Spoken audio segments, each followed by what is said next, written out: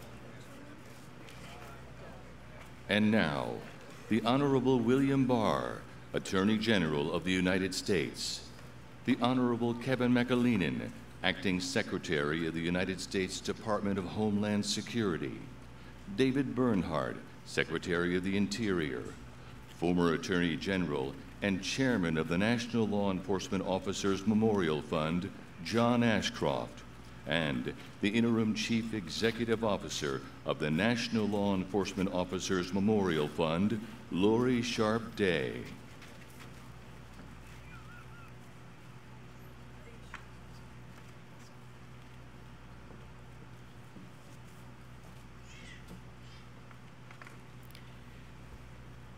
Mujahid Ramzan was a hero both on and off the job. Corporal Ramzan was also a husband of four, a father of four, a husband to Tammy, and a great neighbor and a great friend. On February 21st, 2018, Corporal Ramzan was off duty, yet he still rushed to help. He went to help a neighbor whose life was being threatened. He ensured the safety of that neighbor before he confronted the suspect, an act of bravery very typical of Corporal Ramzan, and one that cost the 14-year Prince George's County, Maryland, his life. The 51-year-old officer was shot and killed by the neighbor's estranged husband.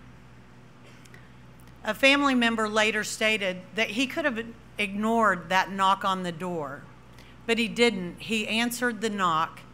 He answered that call to duty.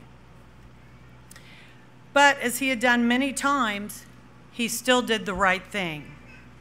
For this act of heroism, he was posthumously promoted to the rank of sergeant.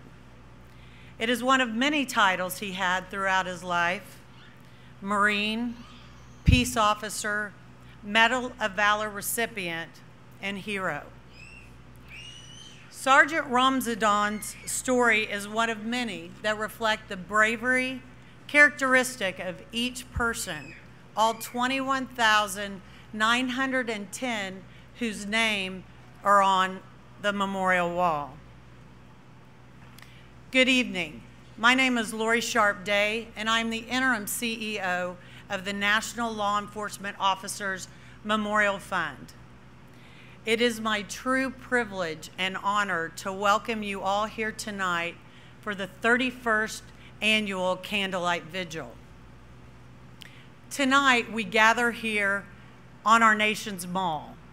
We gather here to recognize and pay tribute to those men and women who lay their life on the line every day for us, and also to have recognize those who have made the ultimate sacrifice in order to keep us safe, to keep American communities safe. When the National Law Enforcement Officers Memorial was dedicated, there were 12,500 names initially etched onto the wall. As a special tribute, each name was read in a roll call of honor. That first roll call took a full 24 hours. Every year since that time, we have given the same honor to each name that has been added to our national treasure. We continue that proud tradition tonight with the reading of 371 names that will be added to the wall this year, and we are officially dedicating tonight. We want to pay special tribute to surviving family members who have been left behind. We welcome and extend a very heartfelt thank you to all of you for what you sacrificed for our safety. You have honored us and inspired us by your presence here tonight. At this time, I ask that every survivor of a fallen officer stand to allow us to give you our thanks.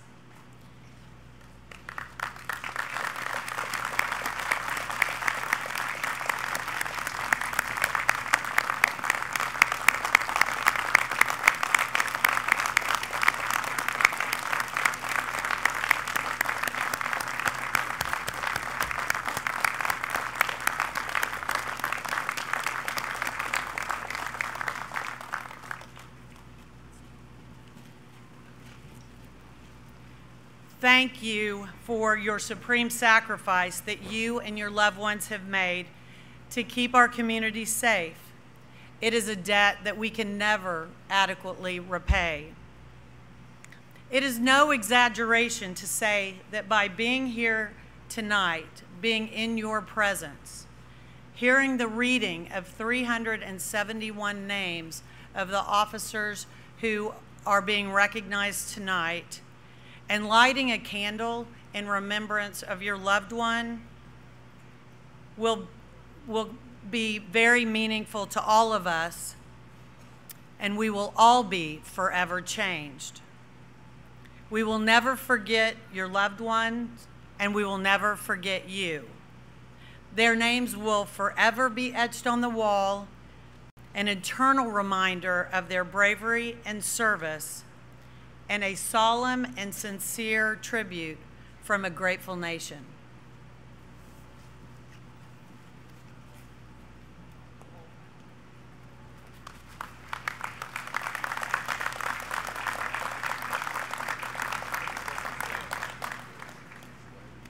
Ladies and gentlemen, please rise for the presentation of colors by the United States Park Police Honor Guard. the national anthem sung by Senior Patrol Officer Dustin Darenfeld of the Kansas City Police Department, and the invocation by Chaplain Salvatore Criscolo of Washington, D.C.'s first responders.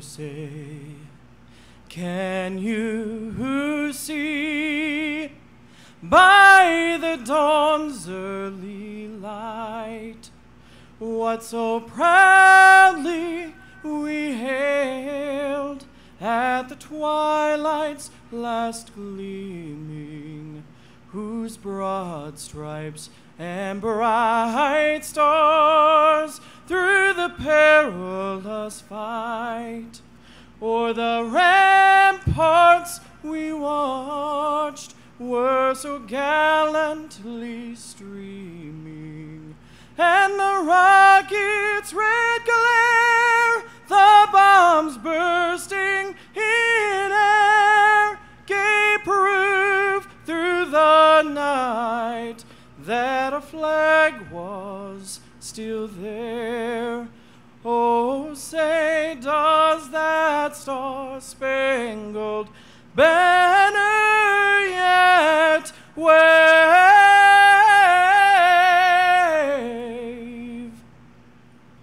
o'er the land of the free and the home of the brave?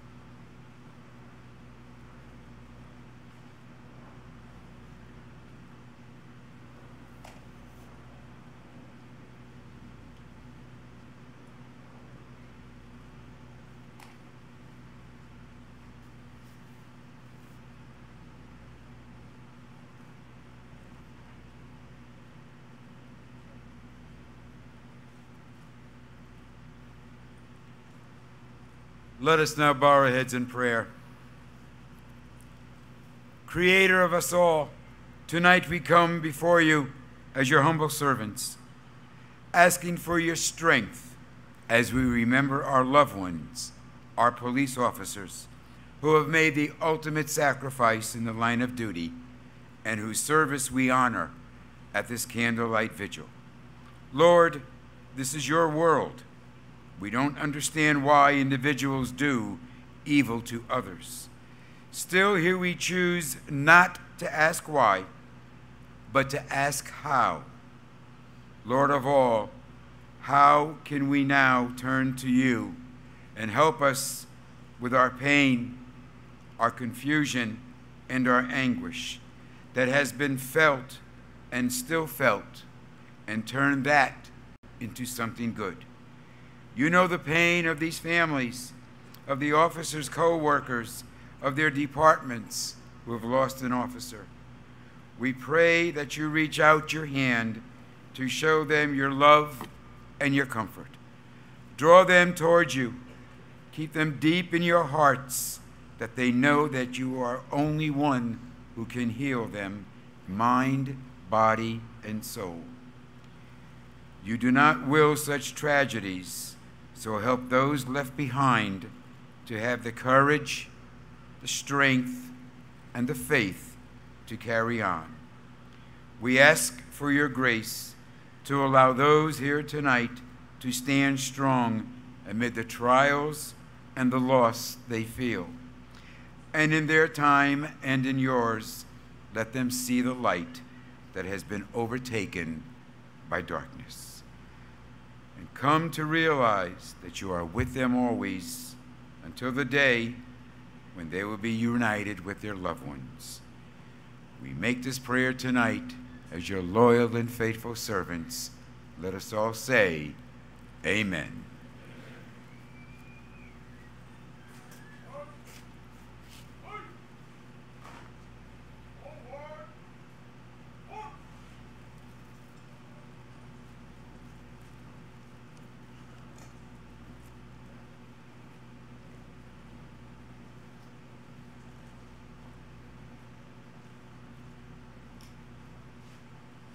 Ladies and gentlemen, Jonathan Thompson, Vice Chairman of the National Law Enforcement Officers Memorial Fund.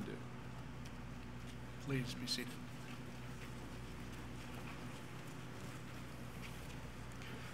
Good evening. This morning, the clouds were on the horizon. The water fell, but it was the tears that fell. The tears of a nation that are crying for all those that we honor, the fallen, those that are on the wall, and those we are about to put on the wall. In this great nation, there are nearly 1 million men and women that put on the uniform every day to protect us, protect our families, protect this country. Today, we are on the People's Mall. We're on the People's Mall to recognize what they have done, what they have sacrificed for all of us.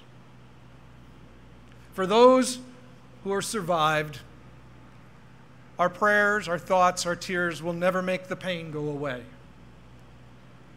For those that are still with us and protecting us, our thanks, our gratitude will never be enough. But ladies and gentlemen, and everyone who's watching, I hope for a moment you can close your eyes and think not just of the fallen, but think of the thousands, the hundreds of thousands who do their job for nothing more, the gratitude to protect us. It is the honor, it is the dignity that they do that keeps us safe. For that, a nation says thank you. Tonight's ceremony could never have been done without the generous support of so many people. First among those are the hundreds, if not thousands, of volunteers that are here tonight to assist, guide us, and direct us, but also the staff for the foundation. It is today I want to say thank you for all that you do every day to help keep at the forefront of the thoughts of the nation those that sacrifice. I want to recognize all of our National Police Week sponsors and partners who've made generous contributions throughout the life of the organization. The first is Verizon, a longtime partner, a great leader, an enormously successful company that does what they do, not for the profits, but for the people. For those in law enforcement, they serve us so darn with pride. I want to thank the members of the Board of Directors for the National Law Enforcement Officers Foundation. And from Verizon, I want to recognize Gabe Esposito, who's here with us on the dais, and Mike Mariana. These are people that know what it means to stand and support those in need. And they do it every day, and we thank them. So thank you, Verizon. The second group needs no introduction or needs no name talked about them. But let me tell you a couple of fun facts about them. 28,000 men and women for 23 years, over 23 years, have gotten on the back of a bicycle and ridden 350 miles to honor those that have fallen. 23 years, 28,000 riders, 7 million miles, and $28 million have been generously donated to those that have fallen.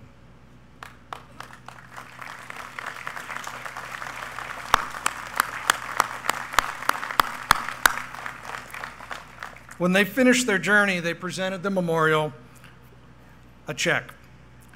And as I said, all totaled has been over $25 million. But there are two men who are here today, and you've heard their names so many times before, but they deserve such special recognition. Pat Montori, Harry Phillips, please stand and be recognized for what you have done.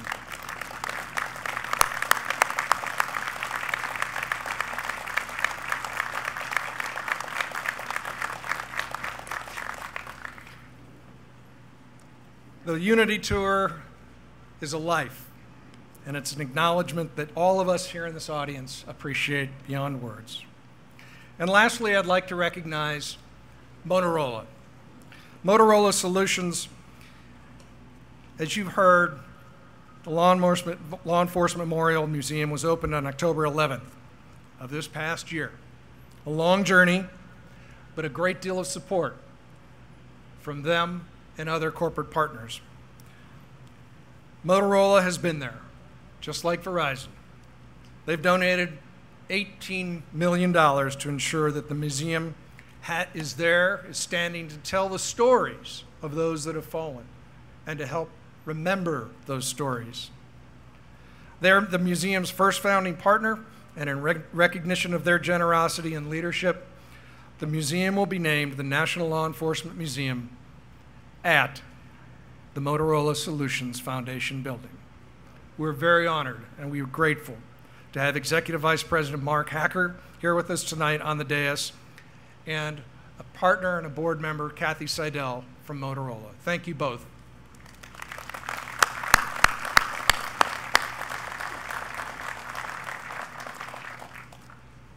It gives me a great deal of pleasure to introduce our first presenter and speaker.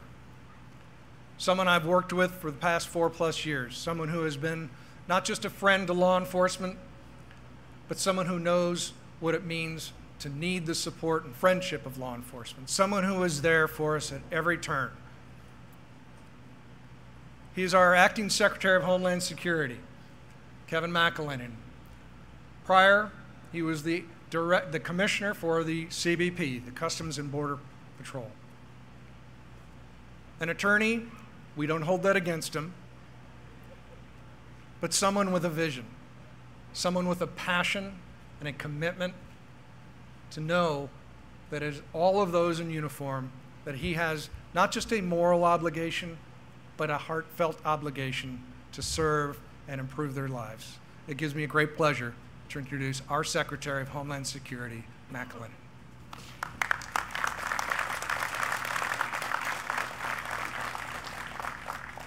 Thank you so much, Jonathan, Mr. Chairman.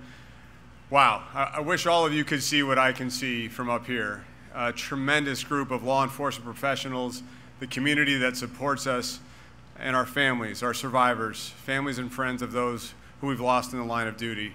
An incredible sight and such an honor to be with you at the National Law Enforcement Officers Memorial Candlelight Vigil, one of the most solemn, important, and inspirational annual observances honoring our law enforcement heroes.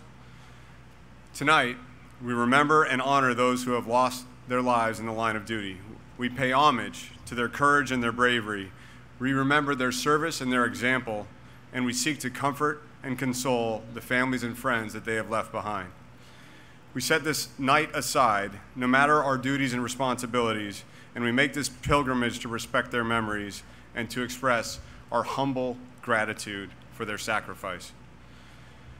When we lose a law enforcement officer, the sense of loss throughout our community transcends agency or department names and uniform colors.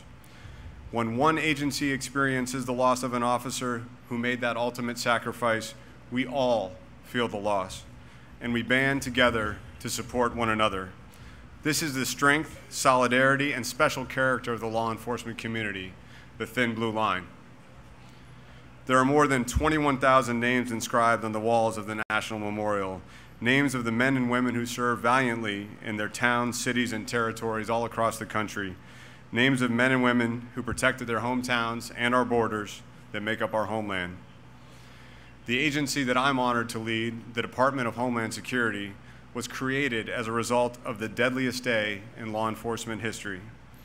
The end of watch came on September 11, 2001 for 72 officers, now names on the walls of the memorial, who died while responding to the terrorist attacks at the World Trade Center in New York City. Tonight, we read the names of 371 officers being added to the memorial. This year, 9 of them are from the Department of Homeland Security. 4 of these officers we are honoring this year are special agents with the U.S. Immigration and Customs Enforcement who died as a result of cancer contracted due to their response to the 9/11 tragedies. Law enforcement is a selfless act. There is no more honorable or noble vocation in life than serving to protect one's fellow citizens, to step forward into harm's way so that others may live and prosper in safety. It takes commitment and self-sacrifice, and many officers serve at a great personal risk and cost to themselves and those that they love. You give up time with your families and friends again and again. You respond to and witness horrific scenes no person should ever see and most people cannot imagine. You suffer from challenges that directly impact you and can be a strain on your most important relationships. You internalize to protect your families and enable yourselves to carry on. As we honor those that we've lost tonight, let us renew our commitment to take care of each other and protect those who continue to serve. Those of us within the law enforcement community, as well as the broader community, have a responsibility to take care of our own and to help law enforcement officers who reach out to us when they are hurting and need our support. Many may ask, why do law enforcement officers sign on for these dangerous jobs or continue to subject themselves to these hardships? Law enforcement is selfless, but it is also a calling. It carries with it quiet rewards of a sense of purpose and the dignity and respect of doing something that matters. It is a calling for the special few who will run toward the fight no matter the cost. Day or night, on duty or off, you never stop protecting others. This memorial and the work of the National Law Enforcement Officers Memorial Fund helps ensure that our fallen law enforcement officers are never forgotten. We know that to you, the families and survivors, that they were not just officers, but husbands, wives, partners, fathers, mothers, sons, daughters, brothers, sisters, colleagues, and friends. They were the best of us. And behind every name engraved on the memorial wall are the officers' loved ones whose watch has not ended and whose grief endures. They visit the memorial to pay their respects, to leave tokens of remembrance, and they live with the memory of the sacrifice their loved ones made. We will always remember them. We will honor them and keep them in our hearts, and we will be here for the families and friends that they've left behind. To those of you who have joined us here tonight who are not part of the law enforcement community, we thank you. Law enforcement needs and must have the support of the communities we serve to succeed. Thank you all for being here tonight. God bless you. God bless all of our law enforcement officers and their families.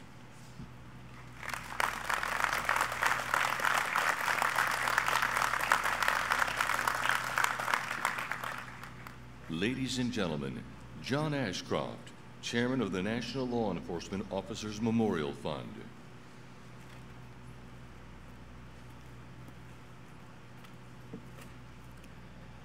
Centuries ago, John Donne wrote eloquently, "Never send to know for whom the bell tolls. It tolls for thee." An eloquent truth which tells us that none of us is absent the injury that has occasioned those of you who have suffered most by having those you love the most and who are dearest to you fall. Each of us is diminished when those who defend our liberty and our freedom is undermined or eroded. As a matter of fact, when they lose their lives in defending the rule of law, which is the most fundamental component of the value of liberty, which stands at the heart of the American pantheon of values. It's no accident that the Declaration says we are endowed by the Creator with inalienable rights, and among these is life, liberty, and the pursuit of happiness. And those that defend the rule of law stand in the defense of liberty.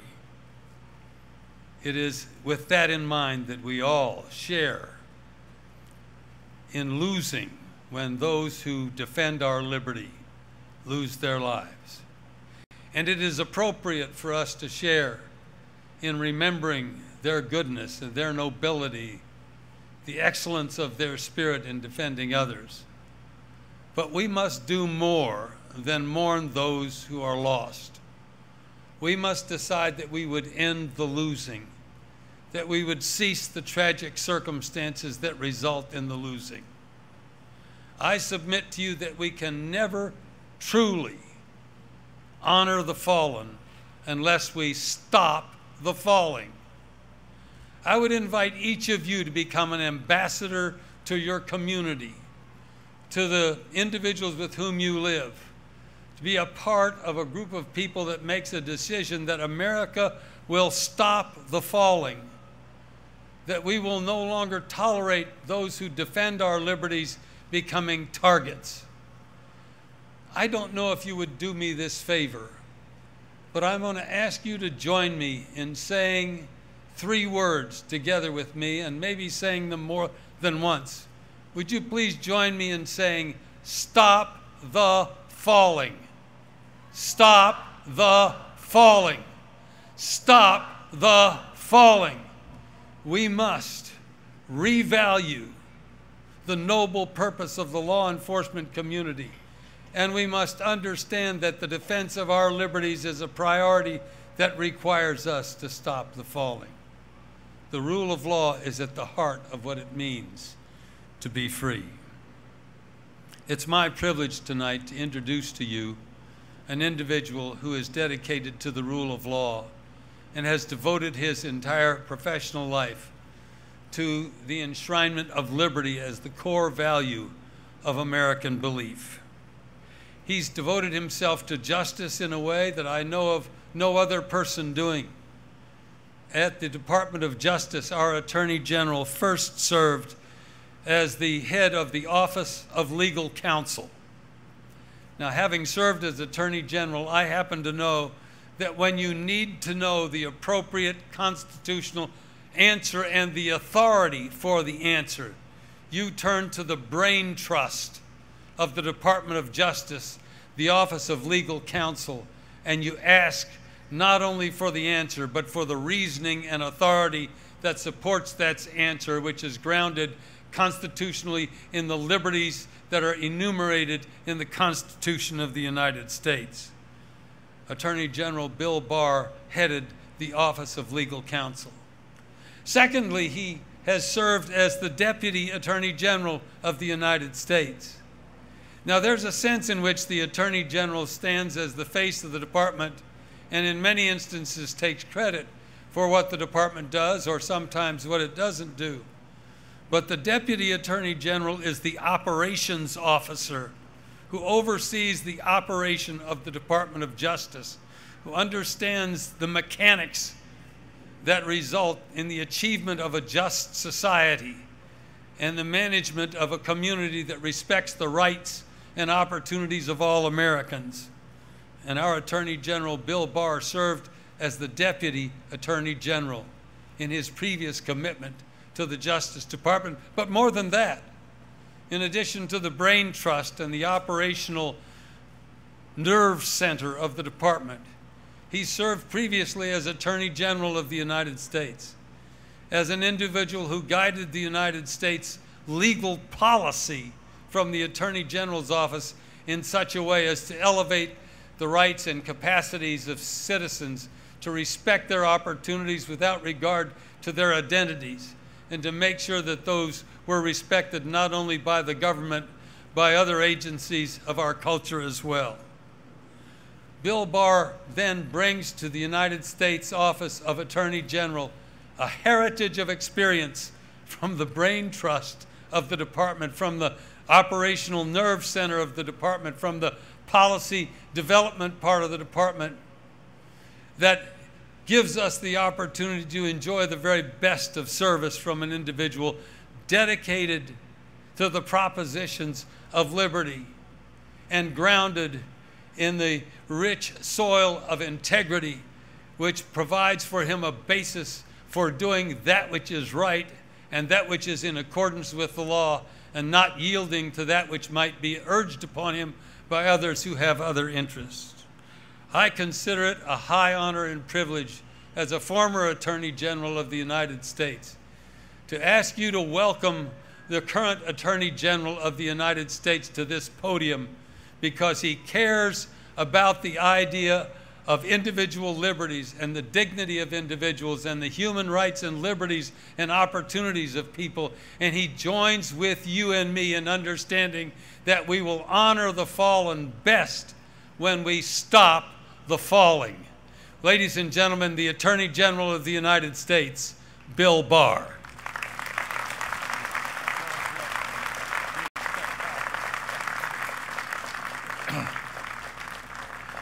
Thank you, General Ashcroft, for your kind introduction and for your decades of work on behalf of police officers across the nation. I feel a special bond with the Law Enforcement Officers Memorial. 28 years ago, when I served as the 77th Attorney General of the United States, I stood with President George H.W. Bush when we broke ground for the memorial. And in the intervening years, I was very proud to serve in a company that was one of the primary supporters of the memorial. And tonight, as 85th Attorney General, it's a real honor for me to join with you, the survivors and members of the law enforcement family. Above all, tonight, I want to thank the thousands of officers and law enforcement families from across the nation who have traveled to be here. In many cases, it was a long journey, but you made the journey out of love and respect for the officers who have given the last full measure of devotion. Last year, 158 law enforcement officers lost their lives in the line of duty.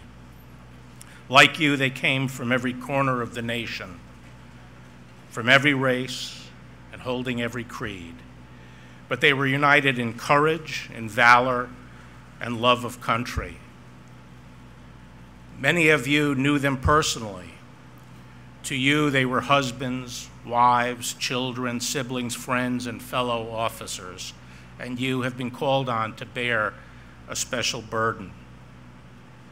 Tonight, we join together in a candlelight vigil to honor their courage and express our gratitude for their and your sacrifice.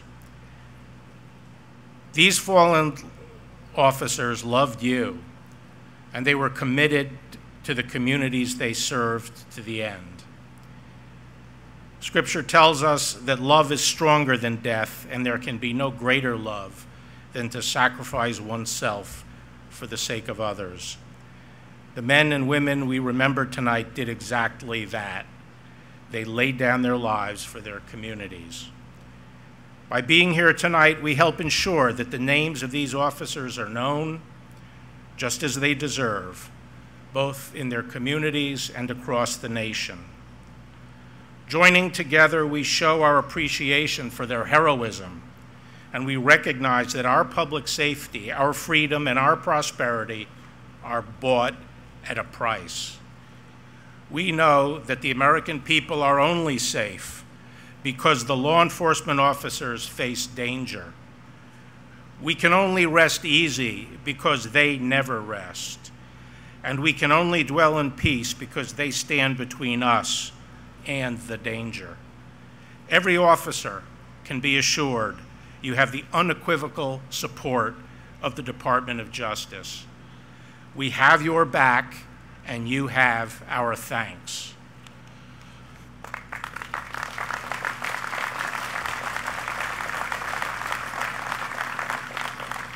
In a few minutes, we will call the roll, and we will have the honor of reading the names of those we lost in 2018. And we will light candles in their memory. Like the candles, though they are shrouded in darkness, their light still shines, and the darkness shall not overcome it. God bless our fallen, and God bless all of you.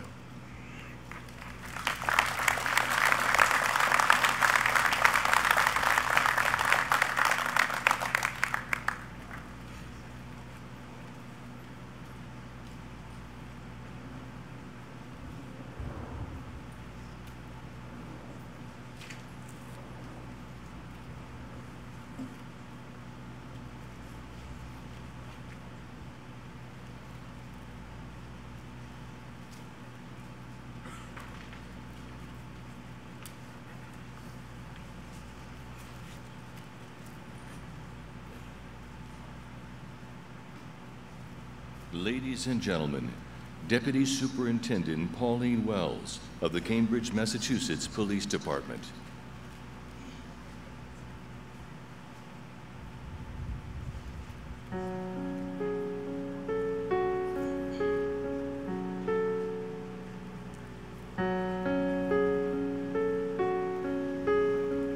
Hello, darkness, my old friend.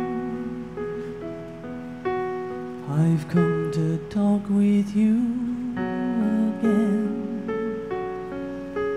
because a vision softly creeping left its seeds while I was sleeping, and the vision that was planted in my brain still remains within the sound of silence. In restless dreams I walked alone, narrow streets of cobblestone, neath the halo of a street lamp. I turned my collar to the cold and damp, but my eyes were stabbed by the flash of a neon light that split the night and touched the sound of silence. And in the naked light I saw 10,000 people, maybe more. People talking without speaking, people hearing without listening, people writing songs that voices never share, and no one dare disturb the sound of silence. Fool said you do not know. Silence like a cancer grows. Hear my words that I might reach you. Take my arms that I might reach you. But my words, like silent raindrops, fell and echoed in the west. silence, and the people bowed and prayed to the neon gun they made, and the sign flashed out its warning in the words that it was for men, and the sign said the words of the prophets are written on the subway walls and tenement halls, whisper in the sound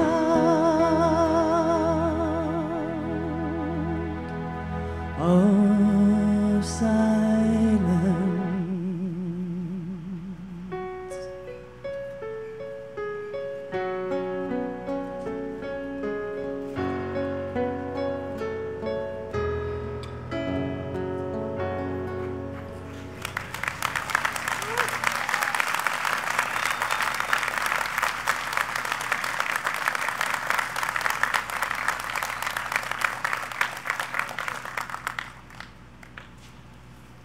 Ladies and gentlemen, the National President of Concerns of Police Survivors, Cheryl Schultz.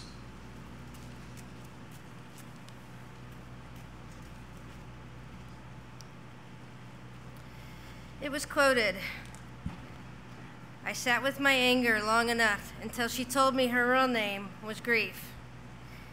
Each of us spend our lives daily writing the chapters of our stories about what we expect our lives to be. We have hopes and dreams, plans, expectations. We don't expect perfection, and with any plan, changes are expected. My chapters included a lifelong marriage, raising our precious son with Kevin, watching him grow, mature, get married, have children, enjoying the blessings of life, continuing my education, retiring together. We had begun this process. We were building our home in the foothills of northern New Mexico. The chapter I wrote included a beautiful soul named Kevin Schultz. On August 17, 2002, that all changed. That day began like many officers' days. It ended after a late call at 4 in the morning. Grabbing a few hours of sleep, and the three of us, Kevin, myself, and our son, headed to the Taos Box up north to meet with friends for a picnic. Fun times, water fights filled the day. Lunch, then off again. Then a chain of events began that led to a tragedy. A child fell in the river. Kevin, changing his ball cap to his first responder hat, diving into the water, getting the child safely to the shore. Somehow. That day, his chapter changed. Direction he went home was to be with the Lord. He made a decision to put the life of another before his own, because that's what you do. I am sure a lot of things were running through his mind, I can only imagine, but the instinct, training, muscle memory took over. As confusion turned to panic, one life was given for another. My attempts to bring him back to us were futile. EMS arrived a little time later. We all tried. I remind myself I did get a miracle, but not the one I asked for. My book was not finished. My chapters were being rewritten. My miracle came in a different form. It came out of darkness. It came from a marathon. It came from hardness of hard times. It came from being just totally done, but having a good and loving God and precious people in my life. You see, we all have books that need to be written, stories to live and history in the making. Sometimes we get to have input. We sometimes get to choose the characters. Sometimes we don't. Sometimes those variables are good and precious people, and sometimes they're evil, hateful, and ungrateful. They're still part of our story. We will all be given the opportunity to choose how we respond and react. We all have the right stuff in us. Our story is not over. As I share probably the worst day of my life, I share it with a family who gets it. COPS is part of that family that has connected me with others with disrupted and unfinished chapters. The COPS organization was there at my first National Police Week. It was there that I had the deer in the headlights look all over my face. And a new friend, Terry Miatis, reached down and took my hand and pulled me up. COPS was there when I took my 8-year-old son to COPS Kids Camp, where he began to forge new relationships with his own peers that got it. COPS was there again when I went to my first spouses retreat. COPS was there when I went back to college to add to that chapter in my story. COPS has been a constant, providing peer support we needed and tools to rebuild our shattered lives. Many law enforcement officers have united to support this amazing organization. They have worked together to provide funding, to continue to provide and make a generational investment in these officers' families so that they never walk alone. Yesterday, many officers from around the country rode in 2 bike rides, Police Unity Tour and Law Enforcement United. They rode into DC to honor the fallen and to support the families. They are so appreciated. Our lives were connected in these moments as survivors in this blue family who surround us tonight. It is my belief that Kevin would want me to spend the rest of my life happy and productive. I remember in the early days of my grief when I saw a bleak future. I didn't see anything without tears. I have learned over time that with the relationships that have been built through COPS, that I have a story that needs to be finished. COPS gift, through peer support, through tools and counseling I have received, has been the catalyst to help me and my son to rebuild our shattered lives. My son is now a man, building his own family and his own stories. We all have differences, obviously, but the common theme is that we had officers in our lives with the right stuff. The character makeup of men and women who put on the uniform each day, willing to spend themselves completely to the safety of the community they swore to serve and protect. It is again quoted, "Perhaps a butterfly is proof that you can go through a great deal of darkness yet become something beautiful." Thank you.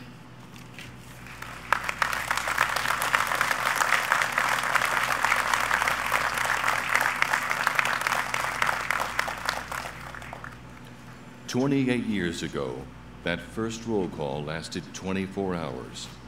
Tonight, we continue that proud tradition with the reading of 371 names that we now officially add onto the National Law Enforcement Officers Memorial. Those 371 names will be read in the order of the state in which they served by the Memorial Fund's Board of Directors and special guests. The candle lighting to honor these and all of our nation's fallen law enforcement heroes will occur immediately following the names reading. At this time, Attorney General Barr will begin this evening's roll call of honor.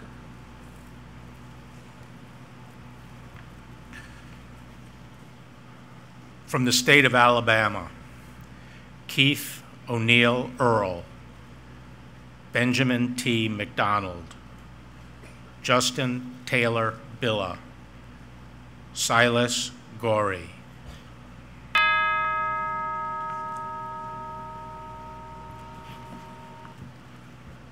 From the state of Arizona, Tyler James Edenhofer, Jesus Manuel Cordova. From the state of Arkansas, James Edward Robbins.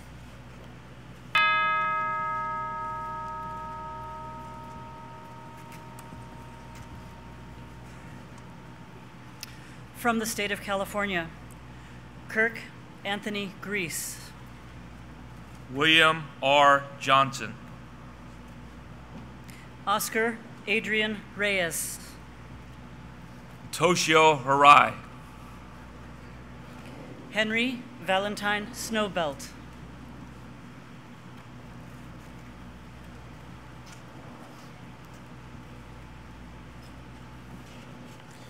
Continuing from the state of California, Daniel A. Todd, George A. Curtis, Stephen Edward Bellinger.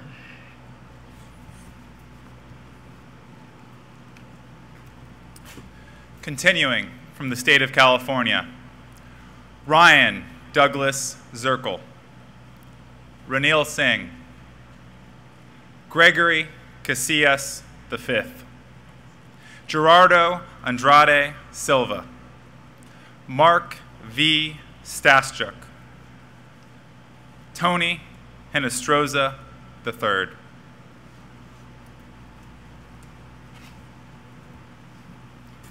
Continuing from the state of California, Ronald Lee Heelis.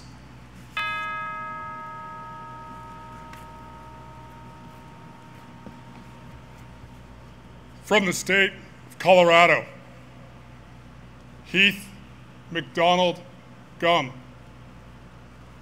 Micah Lee Flick, Matthew Troy Moreno, Kevin Wayne Dinner, Alvin Phip Penny, Casper Zwevel, Moses Laverne.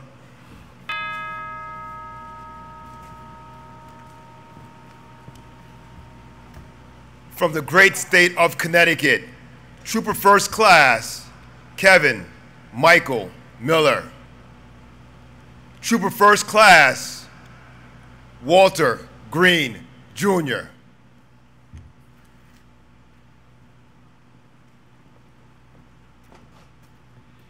Continuing from the state of Connecticut, Frederick Potter Ellis, John M. Bonin, Otto Ernest Dobratz.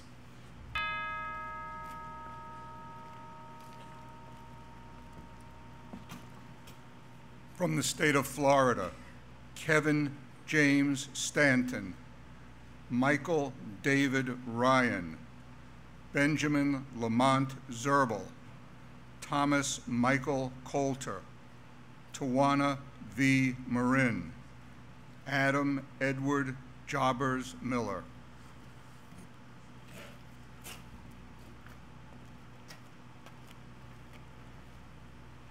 Continuing from the state of Florida, Noel Ramirez Beltran, Taylor Fletcher Lindsay, Jorge L. Heald Jr., William Jackson Gentry Jr., Lance Christian Whitaker.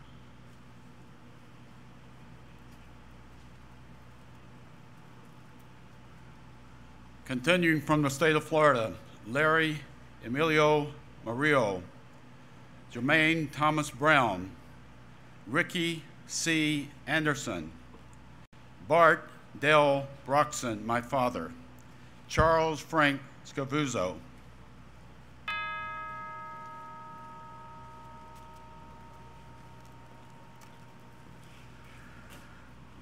From the state of Georgia, Felix Coleman Graham, William J. Orr, Edgar Flores, Antoine Drivers Tony, William Jefferson Dorsey, Michael Wayne Smith.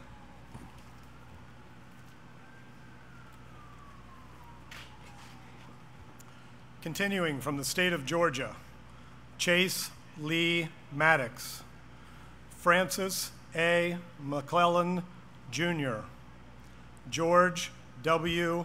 Dunham, Homer Stuckey, Anthony Lawrence Christie.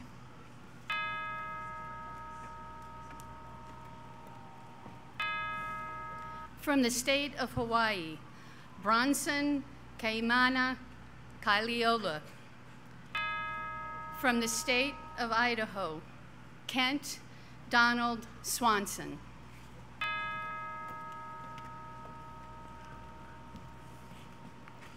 From the state of Illinois, Paul R. Bauer, Samuel Jimenez, Eduardo Marmoleo, Conrad Charles Gary, William R. Carr, Owen Masterson, Ernest C. Ware.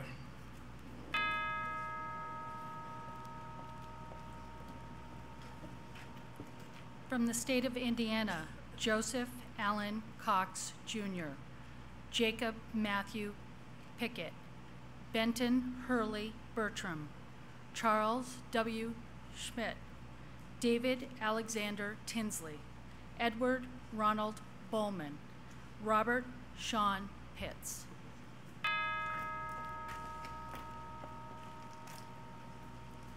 From the state of Iowa, W. Elvman Hickman.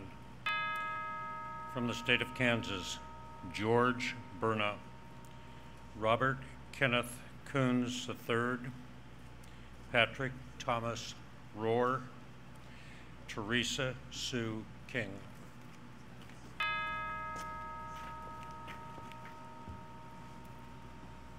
From the state of Kentucky, James Charlie Smith, Charles A. Murchison, Rodney Scott Smith, Philip Lynn Meacham, Bernard Dean Ratliff.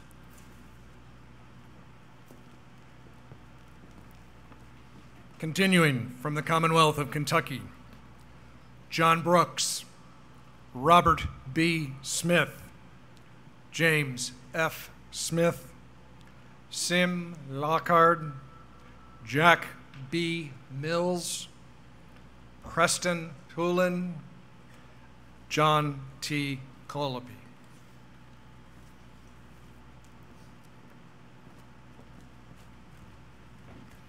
Continuing from the Commonwealth of Kentucky, Clifford Hall, Deidre Irene Mingendot, Albert Johnson Franklin, Scotty Hamilton, Otis Garnett Thornton.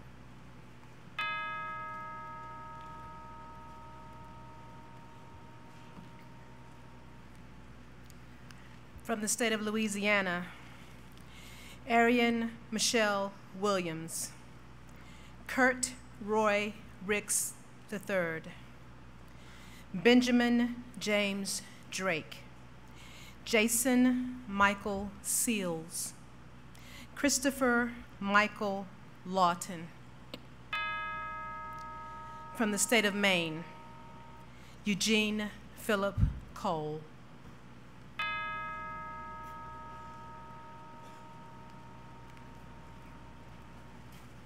From the state of Maryland, Amy Sorrell Caprio, Mujahid Abdul Mumin Ramzaden, whose story you heard.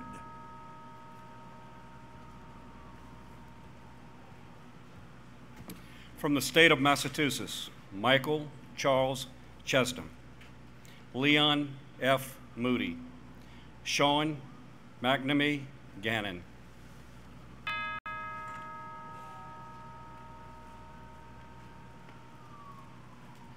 From the state of Michigan, specifically the city of Detroit, Glenn Anthony Doss, Darren Maurice Weathers, Fadi Mukhlis Shakur.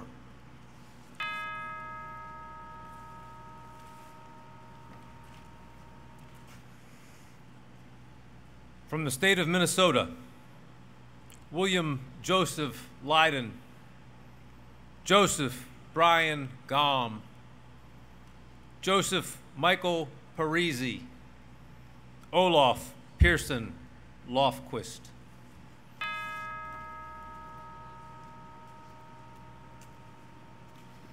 From the state of Mississippi, W. Zachary Moak, James Kevin White, Charles Edward Buck, Leanne Simpson, Alcus E. Alford, Emmett Paul Morris.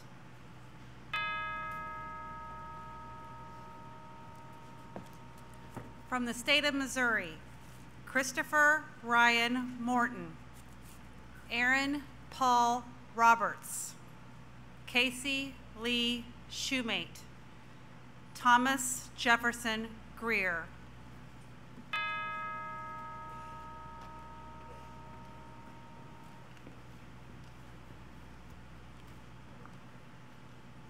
From the state of Montana, Charles E. Davison. From the state of Nebraska, Halliday B. Pratt, Charles A. Ralston. From the state of Nevada, Kyle Lawrence Eng.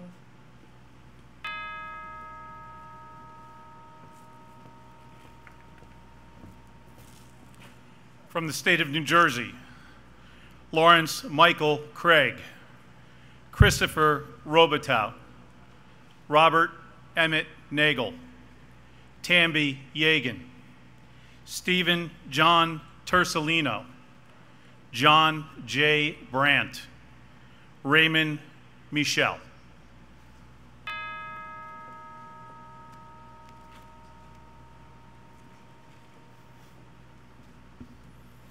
From the state of New York, Harry E. Albin, Edwin Stillwell, Elwood Francis Hanrahan, Kathleen O'Connor Funigello, Mark Gatto.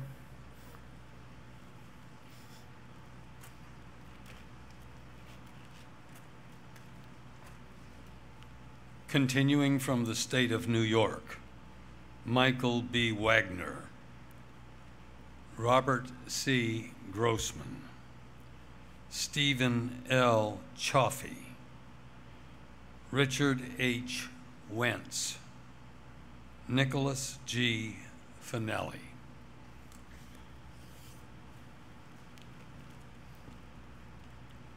Continuing from the state of New York, Ronald G. Pfeiffer Sr., Joseph Kavanaugh Pagnini, Reginald Utheri, Curtis Joseph Bako, and John F. Vierling Jr.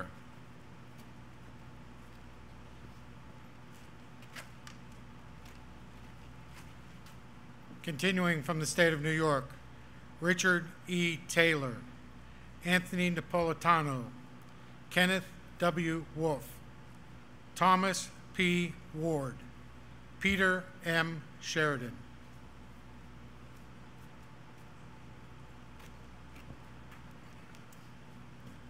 Continuing from the state of New York, Judianne Ghani Baronis, Patrick J. Boyle, James T. Geary, Jared A. Ahern, William J. King.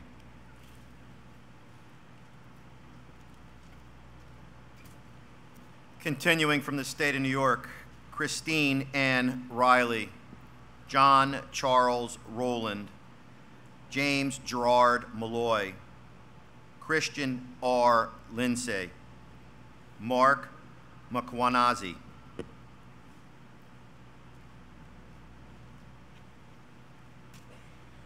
Continuing from the state of New York, Jennifer A. Williams, Andrew J. Lewis, Michael J. Hance, Patrick T. Coyne, David E. Guevara.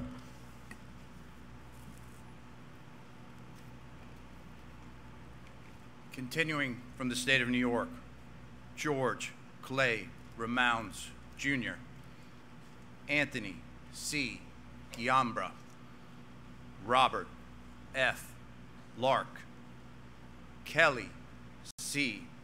Korchak, William D. Kinane.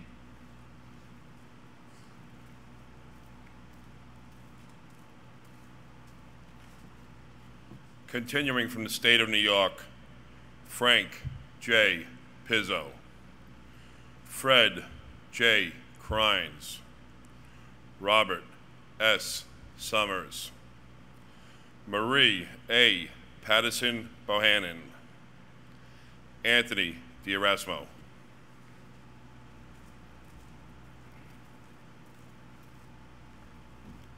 Continuing from the state of New York, Diane F. Halbrin, Christopher M.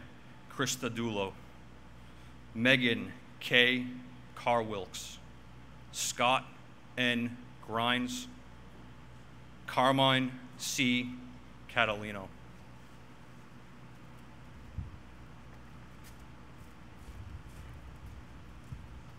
Continuing from the state of New York, Edward Joseph McGreal, James D.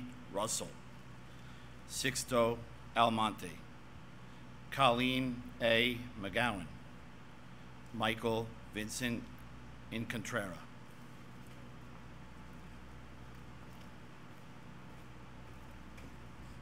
Continuing from the state of New York, James A.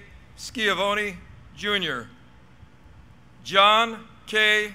Muller, Paul Murphy, Vacilio A. Simons, Jeffrey W. Francis.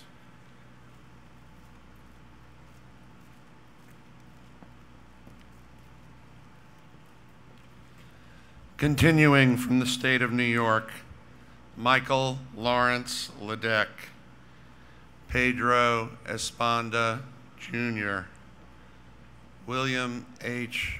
Wanzer III, Sally A. Thompson, Mark J. Natale.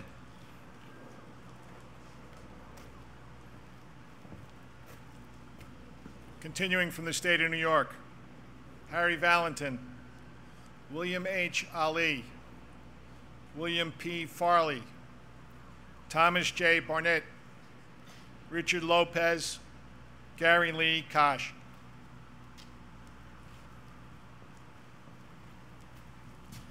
Continuing from the state of New York, Michael J. Anson, Charles Robert Soloway, and Nicholas F. Clark.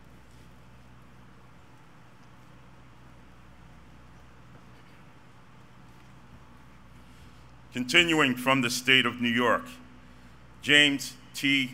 Farrell, Dennis Wallace Reichert, Stephen John Mullen, Everett Leroy Terwilliger, Kevin Francis Crossley.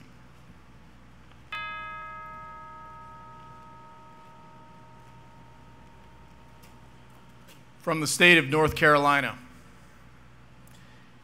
David LeSean Manning, Wyatt Outlaw, Jared William Franks, Jason Barton Quick.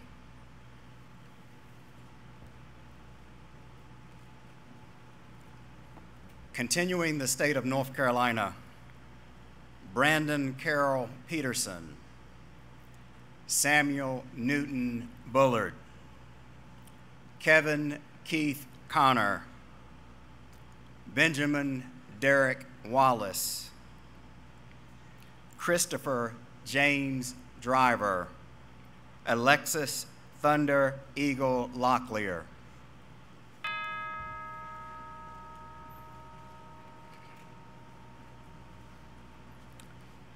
From the state of Ohio, Rosa A. Reagan, View X. Wynn, Leroy W. Wade, Joseph B. Mumford, George Washington Rockwell, Matthew James Mazzani, Clark Teeple, Martin L. Myers, Eric Joseph Joering, Anthony Pascal Morelli.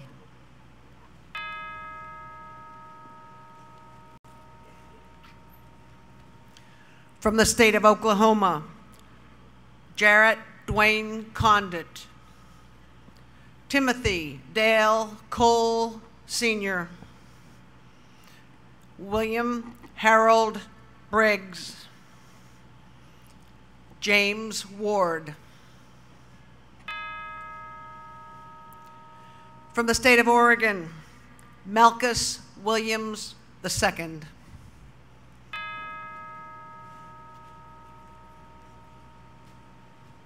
From the state of Pennsylvania, Pliny D. Wells, William Stecker, Harry Thomas Yenzer, Curtis Alvin Brandenberger, Brian Scott Cusino, Matthew Steve Forgak, Mark J. Basserman, James L. Metz.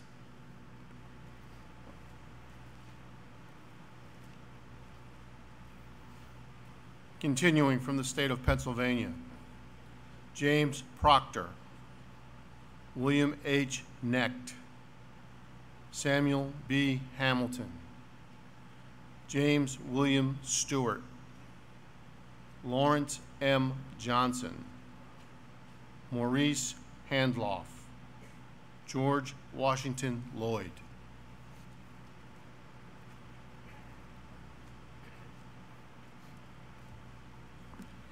Continuing from the Commonwealth of Pennsylvania, Abraham Laster, Thomas Freeborn, James Price, Thomas H. Kinser, Anthony Joseph Gorman, Benjamin Franklin Yost, Peter Milligan, Alex I. Sable.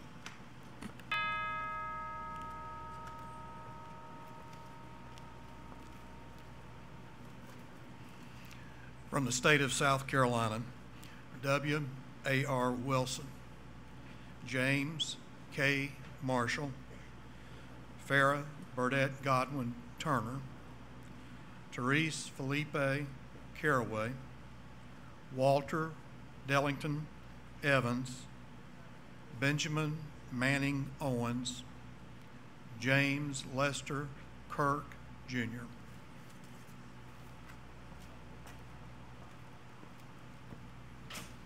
Continuing from the state of South Carolina, Hosea Ocala Martin, George A. Davis, E. Clark Gayesk, Dale Shannon Hallman, Robert Andrew Pettigrew, John Bennett Cornwell, Cotsworth Pinckney Fishborn.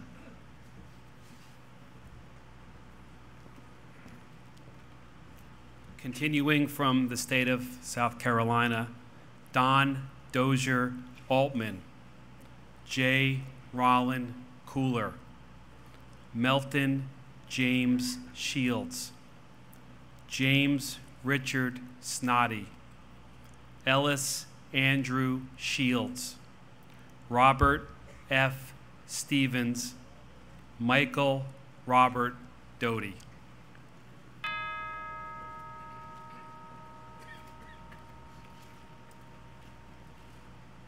From the state of Tennessee, George TeWitt White, Wesley Dunn, John Ulysses Swafford, Thomas James Swafford, Daniel Scott Baker, A. D. Bryant, James T. Morris, James Allen Jett.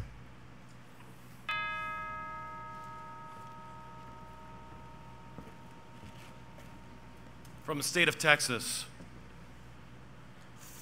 Thalis Tucker Cook, Mercedes Torres, Samuel Cobb,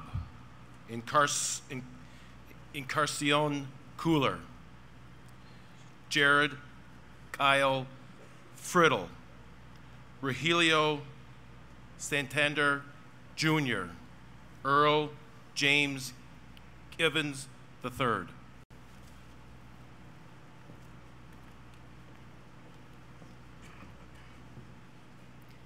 Continuing from the state of Texas, Allman Glenn Lanford, Garrett W. Hull, Raymond Bradley Jemerson, August Hamp, James A. Jett, Edwin Littleton, Mark Allen Cox.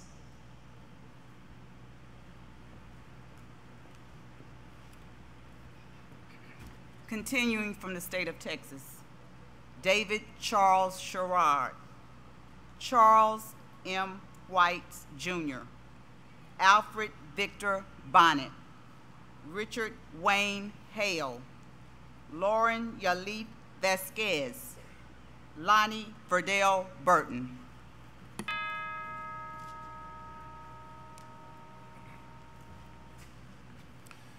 From the state of Utah, Dennis Burt Vincent, David Paul Romrell. From the state of Vermont, Ralph Floyd Peckham. From the Commonwealth of Virginia, Benjamin Branch, Hunter Anderson Edwards.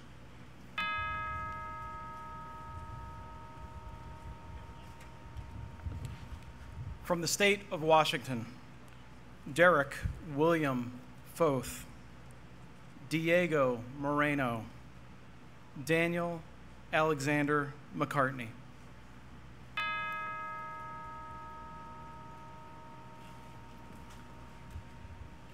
From the state of Wisconsin, Albert Charles Grosskopf, Charles G. Irvine Jr., Michael John Mahalski, Charles Fryer, Lee Sylvester Murphy.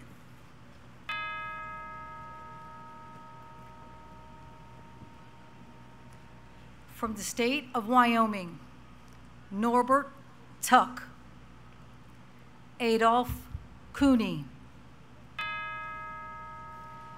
From the federal agencies, ATF Special Agent P.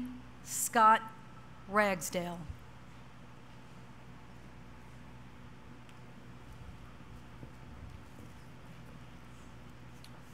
From the Federal Bureau of Investigation, Joseph Irol Hart, Mark Joseph Mikulski, Mark C. Johnston, Dennis Benelli, Melissa S. Morrow, David James LaValle, Brian Lawrence Cruz.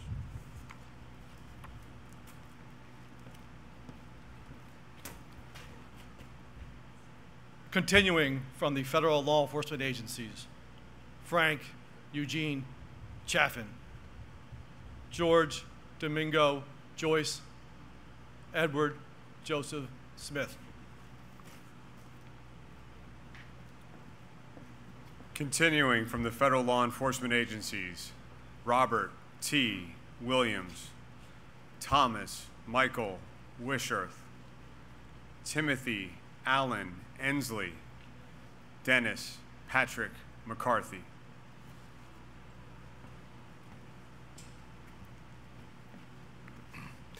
Continuing from the federal law enforcement agencies, George Edgar Morris, Todd James Labreco, Jr.,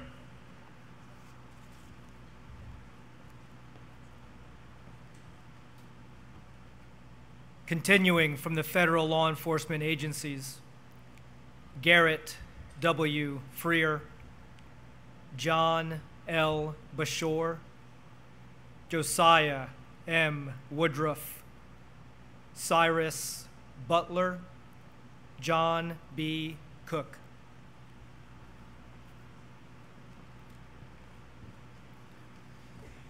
Continuing from the federal law enforcement agencies, Christopher Todd Bacon, Christopher David Youngberg, Bo W. Sosseline.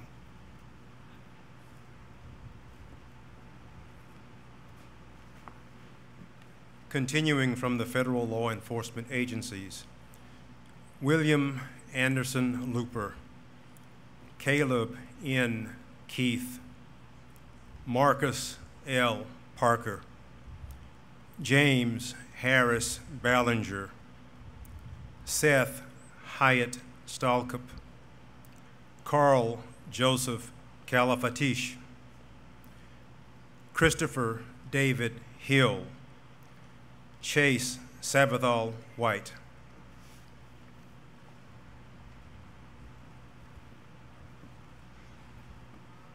Continuing from the federal law enforcement agencies, Noel Edward Remagan. From the railroad police, Daniel Francis McCrae, Timothy O'Brien, Jack W. Lacey, Glenn Lafayette Varnell, Alfred Noah Eves, Edward H. Green.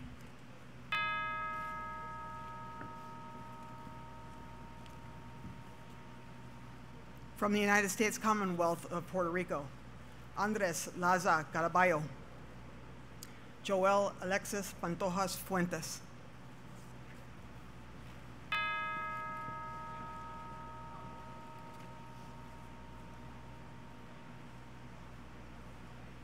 May these heroes of America rest in peace, and may they and their families always be remembered. Behind every name read here tonight, and every name on the walls of the memorial, are stories and memories that burn brightly tonight and always. Stories that inspire us, and memories that cannot be extinguished. As a symbol of that eternal flame of remembrance, Attorney General Barr and COPS National President Cheryl Schultz will now light the memorial candle.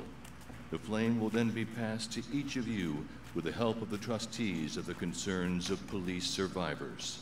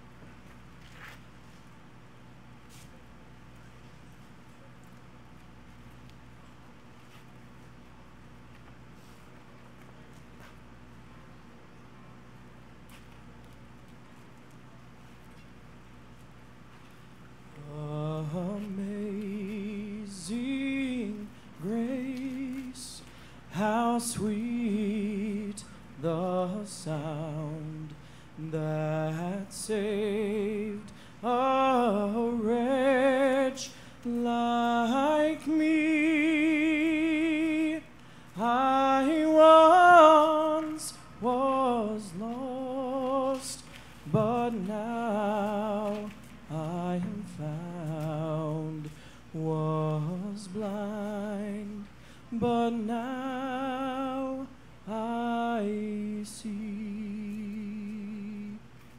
'Twas grace that taught my heart to fear, and grace my fears relieved.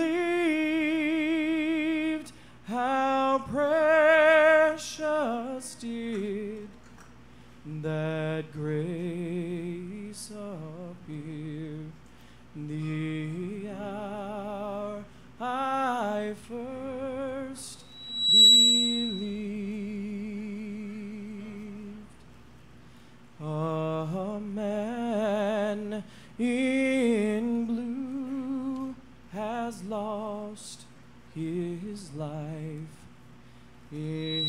service of the law. He will my shield and portion be, and last he rise from the store through many dangers, toils, and snares. I have already come. 'Twas grace that brought me safe thus far, and grace will lead me home, and grace will lead me home.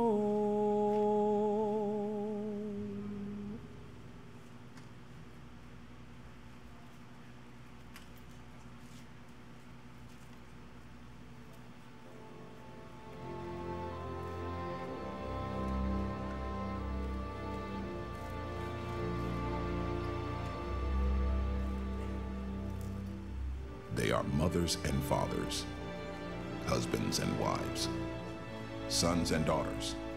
They are chiefs, sheriffs, constables, deputies, troopers, and special agents. They are our colleagues, protectors, and friends. But there is one word that fits them all: hero. Not because of how they died, but because of how they lived. Tonight, we honor the fallen and all who continue to follow in their footsteps of law enforcement service, members of America's thin blue line of righteousness, protection, and hope. It is a warning for the wicked and a beacon of hope for the righteous.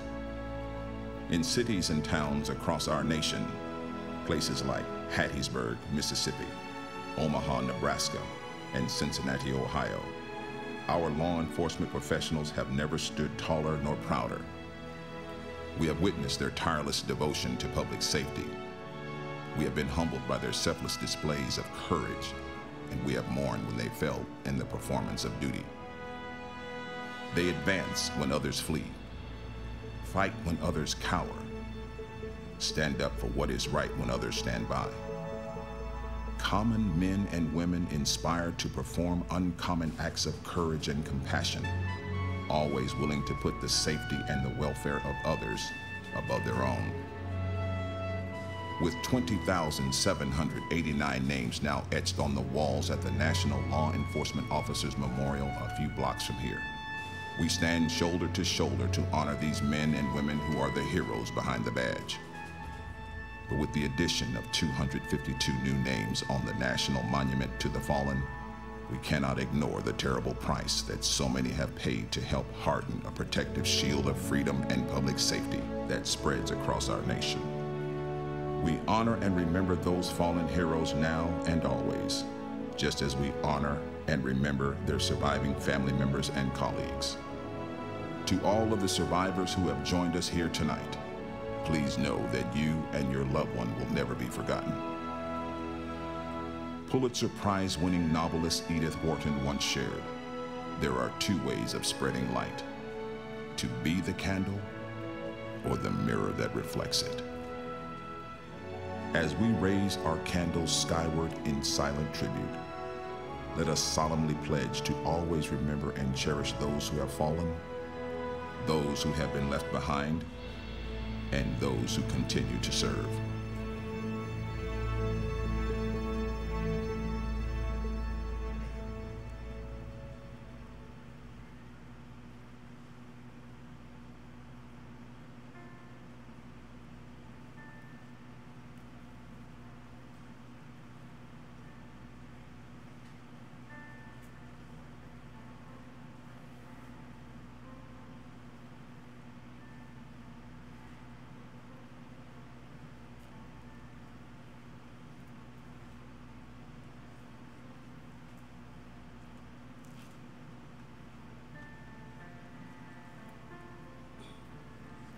Well, I heard there was a secret chord David played and it pleased the Lord, but you don't really care for music, do ya? Well, it goes like this: the fourth, the fifth, the minor fall, the major lift, the baffled king composing hallelujah, hallelujah, hallelujah, hallelujah,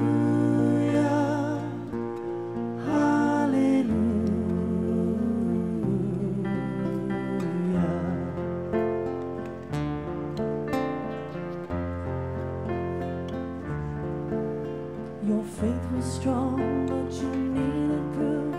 You saw her bathing on the roof, her beauty and the moonlight overthrew you. But she tied you to her kitchen chair, she stole your throne and she cut your hair, and from your lips she drew the hallelujah.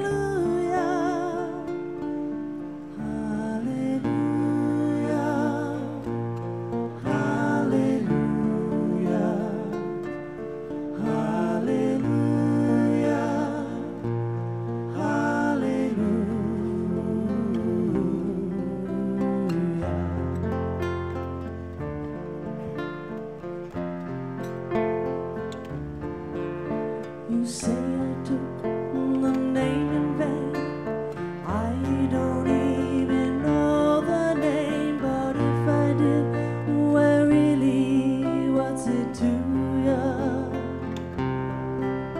There's a blaze of light in every word. It doesn't matter what you heard. A holy or a broken hallelujah. Hallelujah, hallelujah, hallelujah, hallelujah.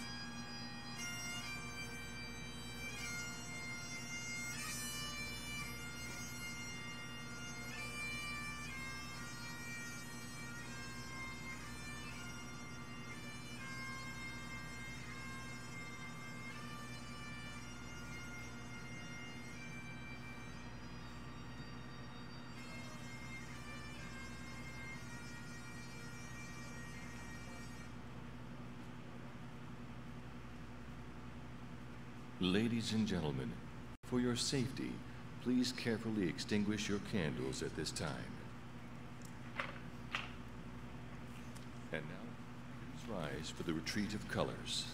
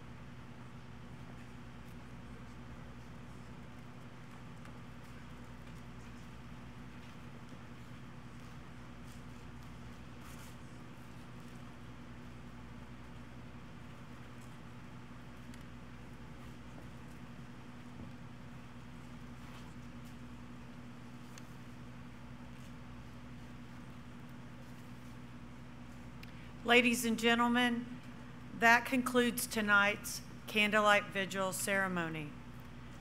I do want to express a thank you to our bagpipe soloist, Christopher Jackson. Thank you to Officer Kenneth Mansour and Sergeant Ryan Wiggins for their echo taps performance, and to ALS interpreter Theodore Barron.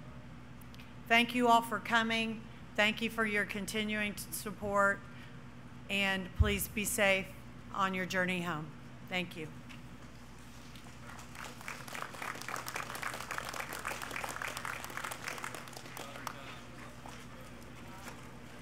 Ladies and gentlemen, buses going back to the Cops hotels are located on 7th Street behind the stage.